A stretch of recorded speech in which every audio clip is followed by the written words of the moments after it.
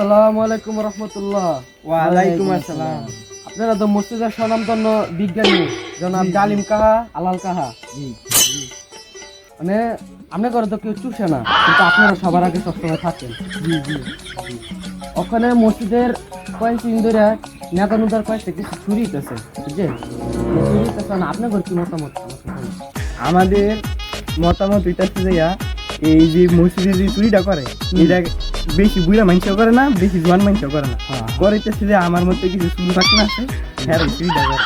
এখন এইটা ধরতে গেলে কিছু করণ লাগবে। এই ব্যাপারে আমি কইলাম এই ব্যাপারে আমার মতামত হইতাছে দাঁড়া কয়ে লই।